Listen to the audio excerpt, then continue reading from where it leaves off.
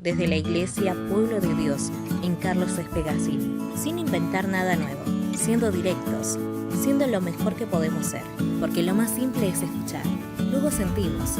Este es el espacio directo para un mensaje simple.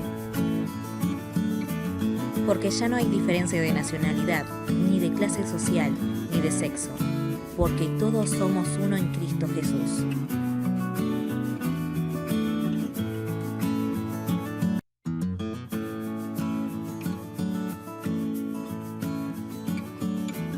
Mientras estaba en Jerusalén, durante la fiesta de la Pascua, muchos creyeron en su nombre al ver las señales que hacía. En cambio, Jesús no les creía porque los conocía a todos. No necesitaba que nadie le informara nada acerca de los demás, pues él conocía el interior del ser humano. Hay creencias que nos salvan, dice Jesús. Dice que hay fe que nos salva. Veíamos la semana pasada cómo Jesús veía el interior del corazón de cada persona, que estábamos desnudos delante de Dios, que estábamos como bajo un aparato de rayos X. Él te mira lo interior, ve tus huesos, ve todo lo que hay. Y tiene la capacidad hasta de ver tu mente, lo que vos pensás. Y no solamente que ve tus pensamientos, sino que ve las intenciones del corazón. Digo, qué raro, ¿no? ¿Cómo sería la vida si cada uno viera la intención del otro, el corazón del otro, si pudiera ver los pensamientos del otro? ¿Cuánto nos animaríamos a estar delante de otro si el otro supiera lo que uno piensa? Adentro de su corazón, ¿cuáles son las intenciones de su corazón? Yo recuerdo mi cuñado Claudio, él oraba siempre por un don. Él quería un don, no quería ningún don, no quería el don de milagros, ni el de sanidad, ni nada. Él quería el don del discernimiento de espíritus. ¿Por qué? Porque discernir el espíritu no es discernir si tiene el Espíritu Santo o tiene un espíritu malo.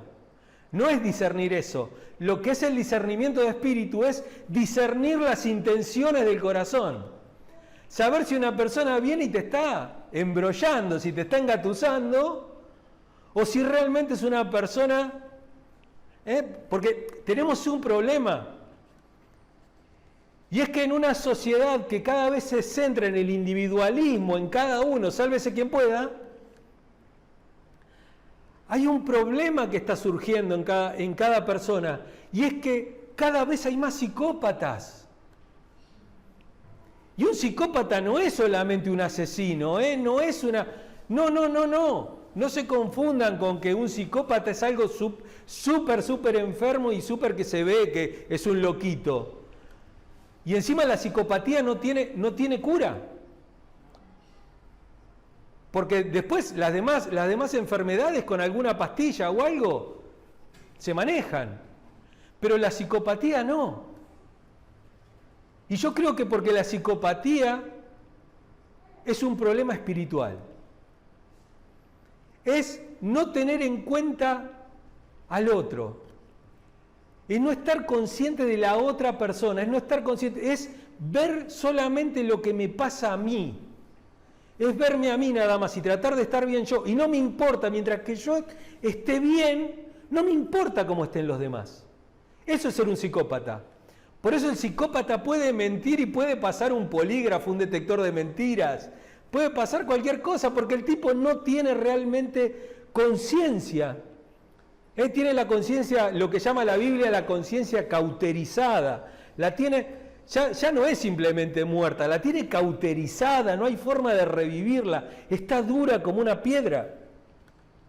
Y entonces tenemos ese tipo de cosas. Entonces miren qué bueno si pudiéramos ver el corazón de las otras personas. Pero hay una persona, hay un ser humano, que es Dios también, que ve el interior de las personas. Vamos a ver el pasaje que veíamos la semana pasada, como para redondear, que es Juan capítulo 2, versos 23 al 25. Habíamos estado viendo en las semanas anteriores también lo del tema de la conversión del agua en vino, esa primer señal por la cual creyeron muchos, dice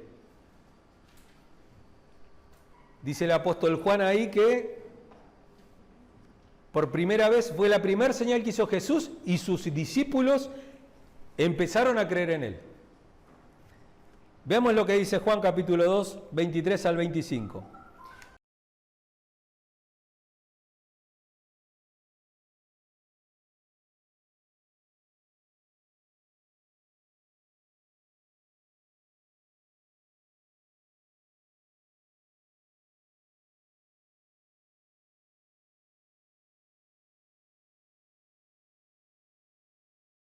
Acá tenemos dos formas de enfocarnos en este pasaje. La primera es que Jesús nos ve, que Jesús ve el interior de las personas, entonces cuando nos acercamos a Dios, no nos acercamos más con ese temor de ser descubiertos o con esa falsa humildad, esa devoción falsa, ¿no es cierto?, de voy a ti con manos alzadas y le hablamos en Reina Valera 60 y hacemos todo un circo para acercarnos a Dios como si, viste, a ver si lo podemos conmover a Dios. A ver, ay Señor, yo quiero conmover tu corazón. Mirá, el corazón de Dios ya está conmovido, se dio por vos en la cruz del Calvario, está conmovido por tu vida.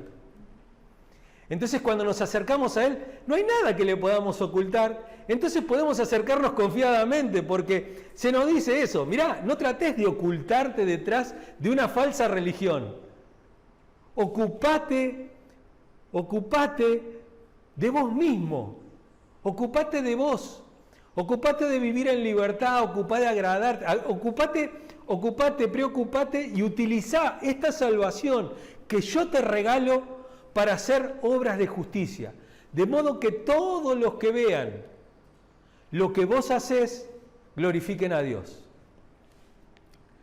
Y esa es una de las maneras, y nos alegra acercarnos a Dios. Y la otra manera de ver este pasaje es verlo sabiendo que hay una fe que Jesús no acepta. Hay una fe que nos salva. Pues decimos, bueno, la fe, qué sé yo, tiene mucha fe. Digo, ¿qué pasa cuando uno piensa en ser cristiano? Ser cristiano es ser una persona de fe, ser una persona que cree, ser una persona que cree más allá de lo posible.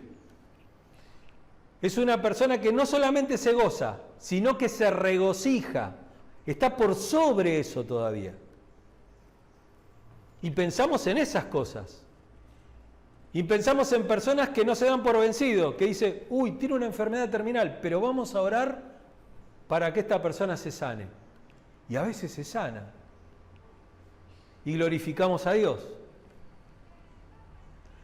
Pero también hay algo negativo en esa búsqueda de señales. Porque hay una fe que busca señales. Hay una fe que va atrás de las señales, que va atrás de las personas, que va atrás de las cosas de este mundo. Va atrás de la bendición, va atrás del milagro. Y tenemos que entender que el milagro es la excepción a la regla, no es la regla el milagro.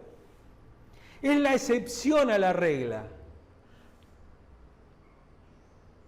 No es algo que pasa en todo momento. Cuando a Jesús le dijeron, no, vamos a quedarnos en Capernaum porque Capernaum todavía la gente quiere que vos sigas sanando.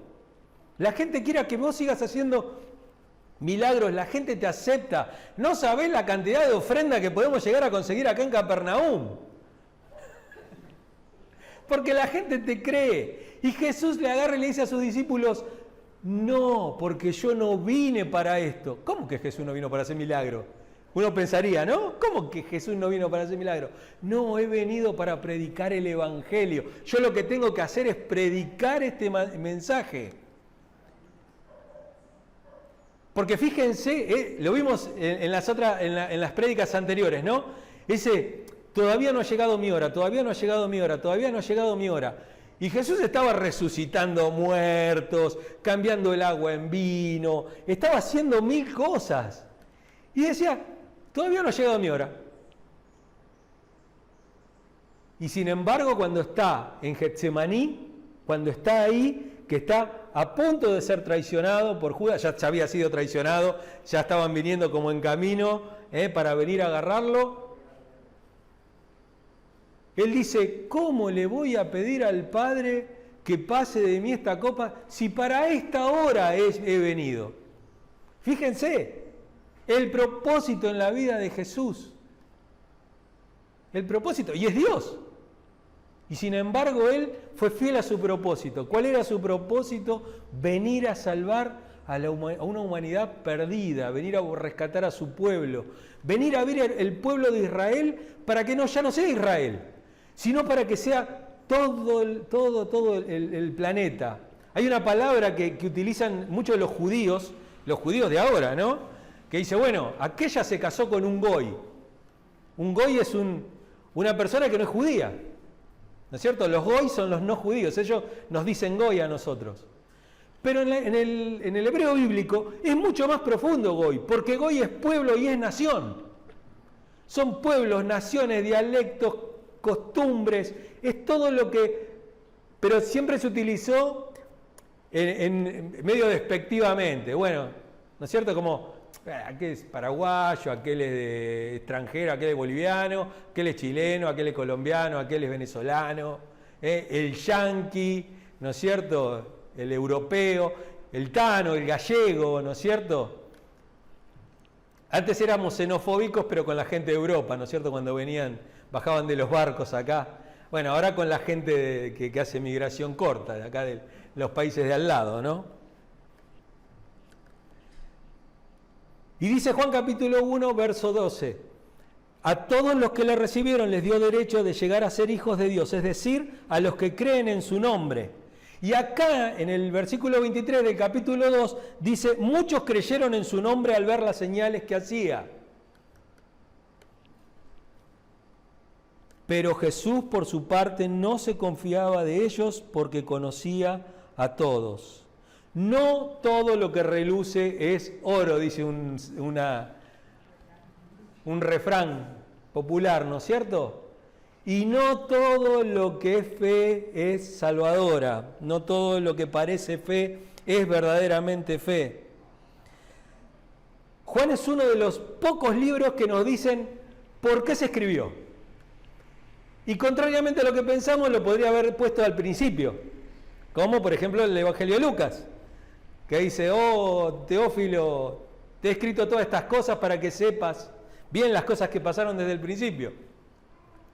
Pero Juan lo tiene, su propósito, el propósito del Evangelio que él escribe, está en Juan capítulo 20, verso 31. Juan capítulo 20, verso 31 dice, pero estas se han escrito, estas cosas, para que creáis que Jesús es el Cristo, el Hijo de Dios, y para que al creer tengan vida eterna. Todo esto se ha escrito para creer, para que creamos. Pero ¿qué pasa con esa fe que no es una fe en creer? Que esa creencia no es una fe salvadora. ¿Qué pasa con esas cosas? ¿Qué hay de malo con la fe que estas personas tenían? Que Jesús no le creía, que no se confiaba de ellos. ¿Qué pasaba con esa gente?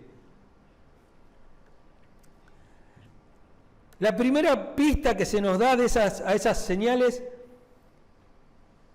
es que el tema es que esa gente seguía las señales de Jesús. No seguía a Jesús. Y fíjense que Juan lo que dice es creer en su nombre, en su ser. Acuérdense que el nombre para un judío es todo lo que él es. No sé, por ejemplo, qué sé yo, me dicen a mí el gordo. ¿Viste? El ex gordo. Bueno. No, todavía me faltan varios kilos, pero él es gordo, qué sé yo. Le dicen a Juan el canoso. El colectivero sería el nombre, ¿no es cierto? Es lo que él es. Lo que él es. Acuérdense, le dice, bueno, ya no te llamarás más Simón Pedro, sino que Simón, sino que te vas a llamar Pedro. Porque sos una piedra. Pedro es adoquín. Un adoquín es. Sos duro. Duro. O Cefas, como es en arameo. La palabra que Pablo le dice, siempre que lo nombra a Pedro, le dice Cefas. Que también es piedra. Piedra. Cefas. Pedro en arameo. Entonces no creen en el nombre, no creen en el nombre de Dios, no creen en lo que Jesús es. Van atrás de los milagros, van atrás de los peces y de los panes. Van atrás de lo que Jesús puede dar y no de lo que Jesús es. Van en esa búsqueda. Entonces cuando Jesús nos da, cuando Jesús pone los puntos, cuando Jesús nos dice qué es lo que desea de nosotros, qué es lo que pretende de nosotros como discípulos, chao, desaparecen todos. Por eso Jesús no se confiaba de ellos. Y después, lo otro que se nos dice, tiene mucho que ver con el capítulo 3 de Juan, que es la charla que tiene Jesús con Nicodemo, donde Jesús le explica cómo es que alguien nace de nuevo. Porque fíjense, termina de esa manera, termina con esto, él no necesitaba que nadie le informara nada acerca de lo demás, conocía el interior, Jesús no les creía porque los conocía a todos, que muchos habían creído en su nombre, porque conocía lo que había en el interior del hombre o del ser humano, y cuando arranca, ¿no es cierto?, Nicodemo en el capítulo 3, cuando arranca, dice, no se confiaba en lo que había en el hombre. Y el capítulo 3 arranca. Había un hombre que se llamaba Nicodemo. Nicodemo es alguien que es como, el nombre significa como que ha escalado alto en la sociedad. Está entre los primeros del pueblo. Ha llegado a ser uno de los primeros del pueblo. O sea, era un tipo importante. Termina, él no confiaba en lo que había en el hombre, sabía lo que había en el interior del hombre. Había un hombre que se llamaba Nicodemo, y ahí empieza a contar. Dice, había un hombre que se llamaba, un hombre de los fariseos llamado Nicodemo, prominente entre los judíos, una persona importante. Este vino a Jesús de noche. Muchos dicen, bueno, de noche, ¿por qué de noche? ¿Qué sé yo? Porque era de noche. No, uno le trata de buscar algo medio secreto, porque fue en secreto a verlo a Jesús. Si se cruzaban todo el día los fariseos con Jesús, lo veían en cualquier lado, ¿no? Pues dicen, no, porque fue de noche, porque estaba escondiendo para que los otros no lo vieran. No, si todos lo cruzaban a Jesús y lo podían ver en cualquier lado y todos charlaban, no es como ahora que, mirá, salió una foto en el Facebook, mirá, publicó en Instagram que está con Jesús. Y ahí se enteraban todos los otros fariseos. No, ahí quién sabía, te encontraba bajo un árbol por allá atrás en el campo, ¿no? Dice, este vino a Jesús de noche y le dijo, Rabí, maestro, sabemos que has venido de Dios como maestro, no como Mesías, no como Dios, no como Salvador, sino como maestro. Entonces dice, como maestro, porque nadie puede hacer las señales que tú haces si Dios no está con él. ¿Cuál era el interés de Nicodemo? ¿Qué es lo que le había llamado la atención a Nicodemo?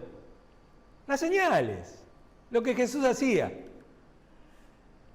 No le interesaban sus enseñanzas, porque no dijo, lo que vos enseñás realmente es de Dios. Fíjense que, de hecho, muchos de los que habían creído en Jesús decían, nos gusta este tipo porque no habla como los escribas, habla como alguien que tiene autoridad. Los escribas como que chamullaban, ¿no? Como que te charlaban un poco, como que, mirá lo que sabe este tipo. Pero Jesús no, Jesús hablaba como aquel que tenía autoridad, con autoridad, y decía cosas que golpeaban, no es que era... Uno piensa en un profeta ahora y te agarra y te tira las cartas, ¿viste? Te dice, bueno, mirá, Dios quiere grandes cosas para vos, Dios tiene un destino para vos, precioso, un ministerio. Yo te veo subiendo aviones, ¿viste? Ojalá te dijera, te veo subiendo una nube, ¿no? Porque los aviones no llegan hasta donde nos quiere Jesús llevar. Pero él era un profeta, ¿eh? Iba y le decía las cosas en la cara. No le importaba nada. No, porque no hay que escandalizar a los hermanos. No, él iba y le decía las cosas de frente. Entonces Nicodemo no le dice, che, qué buenas las cosas que vos enseñás, las cosas que vos decís. La verdad que creemos que viniste de Dios porque decís cosas que están en el Antiguo Testamento y las interpretás bien. No como los escribas que dibujan todo. Pero él se centraba en las señales, solamente en las señales, porque nadie puede hacer las señales que tú haces si Dios no está con él. Parece una gran declaración de fe. Podemos poner a Nicodemo allá arriba, ¿no? Nicodemo, che, mirá, Nicodemo, uno de los principales, mirá cómo le dijo a Jesús, ¿no? Vos venís de Dios porque nadie puede hacer las señales que vos hacés. Pero qué poca importancia que le dio, ¿no? Porque sabemos que viniste como maestro. Él es de Dios, lo que hacen son señales del poder de Dios. Y el tema es que las señales, y sobre todo en el Evangelio de Juan, donde no es como el resto de los evangelios que a lo mejor tienen muchos más milagros, el Evangelio de Juan tiene solamente 7 señales. Y las 7 señales fueron elegidas con un propósito, el señalarnos a Dios. Ese propósito que nos dice ahí en el capítulo 20, que es para que creamos en su nombre. Y para que creyendo en su nombre se cumpla lo del capítulo 1, verso 14, que es a los que creyeron les dio la potestad de ser hijos de Dios. Fíjense cómo se une todo y cómo se unen los propósitos del Evangelio. Las señales tenían el propósito de señalar a Jesús como Dios, como Hijo de Dios y como Mesías. Ese era el propósito de las señales. Y lo que tiene Nicodemo y lo que tenían muchos era una fe que no era salvadora. Nicodemo no había nacido de nuevo, por eso Jesús le tiene que decir, te es necesario nacer de nuevo, del agua y del Espíritu. Y nos lleva a Ezequiel 36, 26 si no me acuerdo, creo que era 36, 26, donde dice, cambiaré de ustedes, quitaré de ustedes el corazón de piedra, pondré un corazón de carne, los lavaré con agua limpia, y serán una nueva persona. ¿Qué es? El que le trasplantan un corazón nació de nuevo. Trasplante de corazón, ¿viste? ¿Qué sé yo? Con un riñón vivís. Con medio hígado vivís. Pero con medio corazón no se puede vivir, ¿no? Y menos sin ninguno.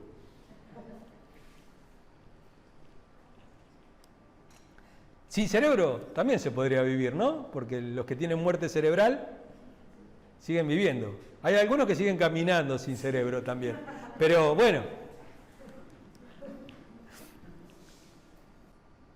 En las señales que Jesús hacía, ahí en Juan 2:23, está esa segunda pista que vimos, que es qué es lo que estaba mal en la fe.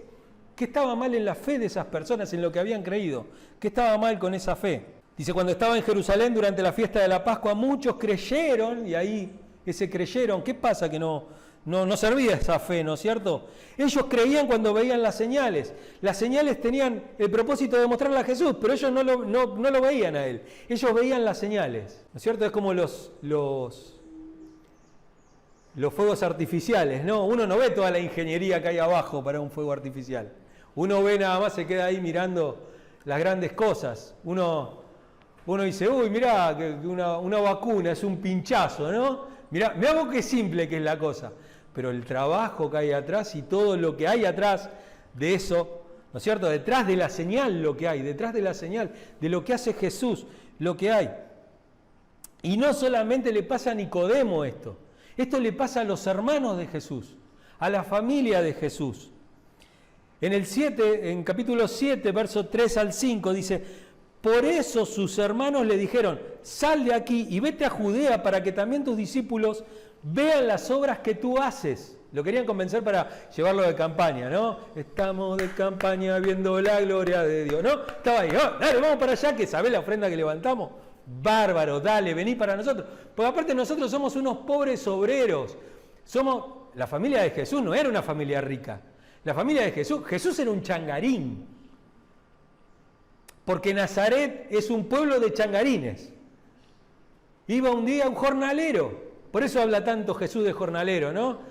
Hay algunos predicadores que nos quieren hacer creer que Jesús tenía mucha plata, ¿no? Y que era un tipo rico. Jesús era un tipo que no tenía dónde apoyar la cabeza, ¿no? Las zorras tienen guarida, pero el Hijo del Hombre no tiene dónde apoyar su cabeza, ¿no es cierto? Porque yo no soy de acá, dijo, no, mi reino no es de este mundo, entonces yo no tengo cosas acá terrenales. Y Jesús era un changarín y dice, bueno, venite para Nazaret, venite con tus discípulos. ¿Para qué? Para hacerte famoso y para que nosotros también agarremos algo de todo eso, ¿no?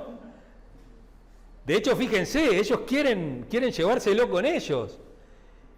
Y, de hecho, Santiago terminó siendo el pastor de la iglesia de Jerusalén. El hermano de Jesús terminó siendo el pastor de la iglesia de Jerusalén, de la iglesia más importante, de la del principio. Había agarrado la manija y la familia, ¿no? Pero fíjense que el evangelio no fue desparramado por Santiago. No fue abierto por Santiago, fue abierto por Pablo, ¿no? Fue abierto por Pedro, fue abierto por Silas, fue abierto por Bernabé, por todos aquellos que se animaron a salir de la comodidad del lugar donde estaban. Ni cuando había hambre en Jerusalén se fue Santiago, le tuvieron que ir a llevar una ofrenda. Y después de esa ofrenda dijo, bueno, sí, está bien, pueden ir a predicar por todos lados. Ya no le mandó más gente atrás que le fuera a escupir el asado a Pablo, ¿no es cierto? Que pobre estaba peleando por todos lados, estaba tratando de meter el evangelio en todos lados, iban atrás. Entonces dice acá en Juan 7, del 3 al 5, dice, porque nadie hace nada en secreto cuando procura ser conocido en público. Le decían, vení que te haces famoso. Si haces estas cosas, muéstrate al mundo. Porque ni aún sus hermanos creían en él, dice Juan. No creían en él, creían en las cosas que él hacía. Y veían en las cosas que él hacía un provecho personal. No creían los hermanos. ¿Y cuál es el peligro de buscar las señales? Hay tantas personas hoy que van de evento en evento buscando señales. Ahora está en el Luna Park no sé quién, ahora está en Vélez, toca no sé quién y tiene una unción bárbara. Miren que hay una fiesta de milagros y no sé qué cosa, noches de gloria. Vemos acá, vamos para allá. La gente busca corriendo señales por acá y lo lamentable es que el pueblo evangélico lo hace, ¿no? Porque si lo hace alguien que está afuera dice, bueno, no tiene a Jesús en su corazón. Pero sin embargo hay gente que va atrás de las señales. Digo, ¿tendrán una fe salvadora? ¿O tienen una fe que no sirve? Y dice, uno busca, ¿no? Ahí señales y todo, y busca, uy, qué cosas que hace este tipo. ¿Saben que este tipo me dijo todo lo que yo había hecho en mi vida y ni me conocía? Popov, el pastor Popov. Hace varios años, el pastor Popov en Estados Unidos, hacía las noches de gloria, llenaba estadios, la levantaba con pala mecánica, no con pala. Con pala mecánica levantaba y hacía todas unas cosas. Entonces hacían lo que hacen muchos. Cuando vos entrabas, te decían, bueno, decime tu nombre, tu dirección, decime todo y decime por qué querés que oremos después por vos. Entonces le ponían todo. Y todo eso lo juntaba la mujer de Popov. Y Popov tenía una cucaracha acá. Tenía un micrófono. Y la señora le decía, bueno, mirá, en la fila 4, porque encima después te iban y te sentaban en el lugar donde ellos querían. Esto está, búsquenlo en YouTube. Está ahí, está el engaño, está todo, porque encima un tipo que se llama Ramsey, una cosa así, que se encargaba de desenmascarar todas estas cosas. Y uno dice, mira este tipo, Ramsey está en contra del Evangelio. Bueno, si lo de Popov era Evangelio, estamos todos perdidos, ¿no? Digo, estaba en contra del curro, ¿no es cierto? Y entonces empezaba, ¿no? Le agarraba, le bajaba le entraba a bajar el WhatsApp, ¿viste? Entraba a bajar el WhatsApp, se conectaba, le empezaban a bajar los WhatsApp y decía, veo por ahí una persona con Javier. Y ahí te empezaba a cantar. Todo lo que vos necesitabas, dónde vivías. La calle, no sé tu calle, pero yo soy tan malo hasta para esto, fíjense. Pero bueno, vamos a hacerlo con alguien más parecido. Nico. Veo una persona con N. Nicolás. Siento corrientes, ¿puede ser? Corrientes. Sí. Vos tenés un perro. ¿Viste? Y le contaban todo. Y fíjense lo que dice acá, porque esto no es. Vamos a ver dos pasajes. Mateo 24, porque se levantarán falsos cristos y falsos profetas y mostrarán grandes señales y prodigios para así engañar, de ser posible, aún a los escogidos. Hacen milagros reales parecen, ¿no? Parecen milagros reales, milagros asombrosos. Entonces, ¿qué hacen los buscadores de señales? Obviamente van a ir a buscar eso. Y fíjense lo que dice el apóstol Pablo con respecto a las señales. Segunda carta a los tesalonicenses. Esperen que me quedé sin aire. A los tesalonicenses, dice, capítulo 2, verso 9 y 10. Dice, el inicuo,